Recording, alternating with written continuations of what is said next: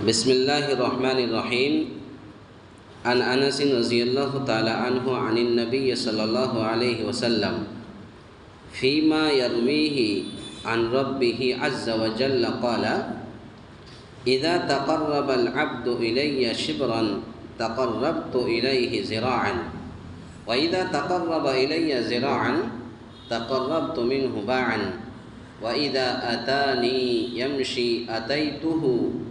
ہرولۃ. رواہ البخاری. حضرت انس رضی اللہ تعالی عنہ سے روایت ہے کہ نبی کریم صلی اللہ علیہ وسلم اپنے رب سے روایت فرماتے ہیں، اللہ تعالیٰ نے فرمایا، یعنی یہ حدیث قدسی ہے، جب بندہ میری طرف ایک بالش کے قریب ہوتا ہے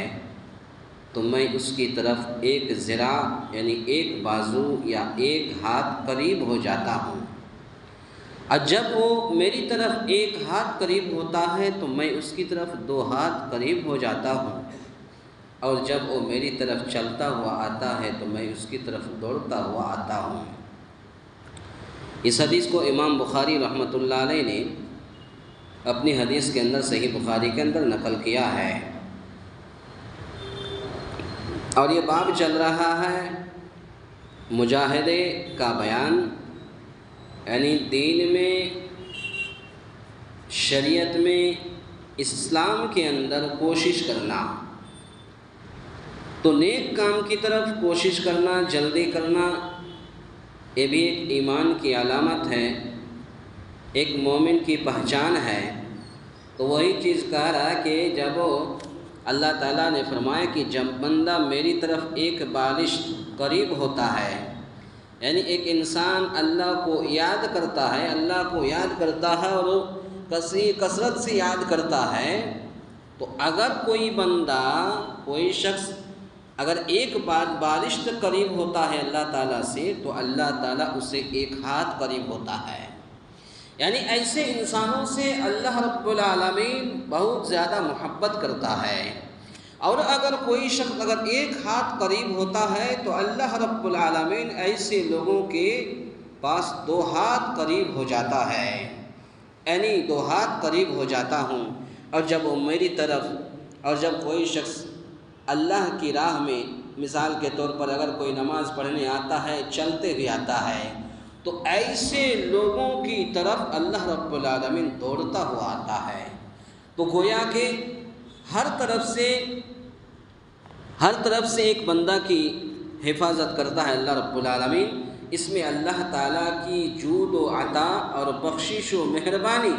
اور اس کی قدر دانی کا ذکر ہے کہ تھوڑے پر وہ بہت زیادہ اجر دیتا ہے۔ تو گویا کہ کام تھوڑا سا ہی ہے، لیکن اجر کے اعتبار سے، ثواب کے اعتبار سے اگر دیکھا جائے تو بہت بڑا ہے۔ تو ہمیں اور آپ کو بھی یہ نیکی کے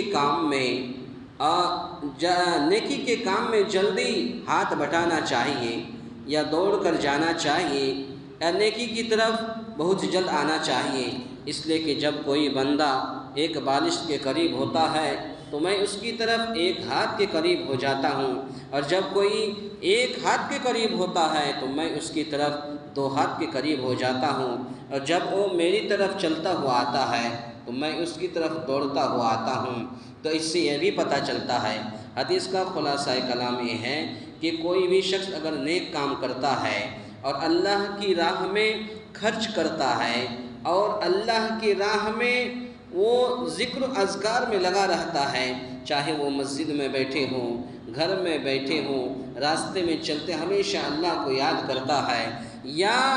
وہ نیک کام کی طرف جلدی جاتا ہے، تو ایسے لوگوں کی ہر پریشانی اور مصیبت کو اللہ رب العالمین دور فرما دیتا ہے۔ ہمیں اور آپ کو بھی کوشش کرنی چاہیے۔ اللہ تعالیٰ سے دعا ہے، یا الہ العالمین ہم تمام مسلمانوں کو کہنے سننے سے زیادہ نیک عمل کرنے کی توفیق عطا فرمائے۔ آمین۔ اقول قولی ھذا استغفر اللہ لی ولکم ولسائر المسلمین واستغفروہ انہ ھو الغفور الرحیم۔